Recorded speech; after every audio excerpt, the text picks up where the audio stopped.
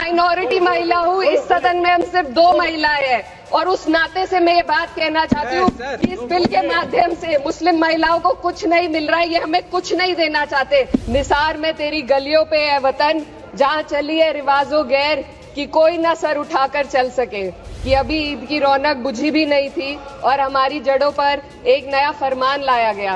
पहले उत्तर प्रदेश में मुसलमानों को नमाज पढ़ने पर रोक लगाई और फिर सौगात में ये बिल लाया गया। ये वही सरकार है जिसने राम जन्मभूमि ट्रस्ट में ये लिख दिया कि जिला अधिकारी भी अगर होगा तो हिंदू होना चाहिए। कोई मुझे बताए कि वहां पर सेक्युलरिज्म का रस क्यों नहीं घोला गया। धन्यवाद सभापति जी। मैं सबसे पहले दाद देना चाहती हूँ इस बिल के टाइमिंग की कि अभी ईद की रौनक बुझी भी नहीं थी और हमारी जड़ों पर एक नया फरमान लाया गया। पहले उत्तर प्रदेश में मुसलमानों को नमाज पढ़ने पर रोक लगाई और फिर सौगात में ये बिल लाया गया। निसार में तेरी गलियों पे है वतन, जहाँ चली है रिवाजो गैर कि कोई ना सर उठाकर चल सके। मैं सभापति जी आपको ये बताना चाहती हूँ कि ईद के मौके पर एक विधवा महिला अपनी लड़की के साथ मेरे पास आई और उसने बताया कि वह एक वक्फ की प्रॉपर्टी में रहती है, वही उसके सर पर छत का काम भी करती है और उसकी रोजी रोटी भी वहीं से आती है। वो इस बिल को लेकर इतनी फिक्रमंद थी कि कहीं उससे वो उसकी संपत्ति ना छीन ली जाए। वो अकेली एक ऐसी महिला नहीं है, ऐसे लाखों लोग हैं जो वक्फ की गरीब महिलाएं जो वक्फ की संपत्ति से अपना रोजगार चला रहे हैं।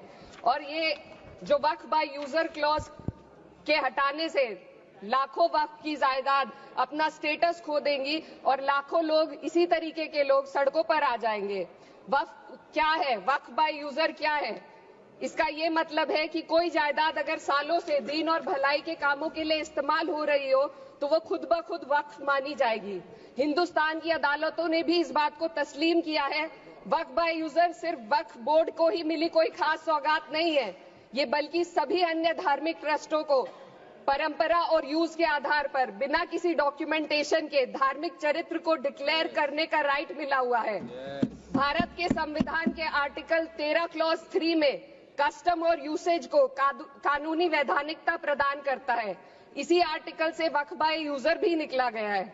इस बिल के कानून बनने पर वक्फ बोर्ड तो इस प्रोविजन से हाथ धो बैठेगा, लेकिन अन्य धार्मिक ट्रस्टों को यह सुविधा जारी रहेगी। इससे भारतीय संविधान के आर्टिकल 14 और 15 का सीधा उल्लंघन है, जो धर्म और जाति के आधार पर भेदभाव और कानून के सामने सभी की बराबरी पर जोर देता है। सर, मैं खुद एक मुस्लिम महिला हूँ, मैं माइनॉरिटी महिला हूँ। इस सदन में हम सिर्फ 2 महिलाएं हैं और उस नाते से मैं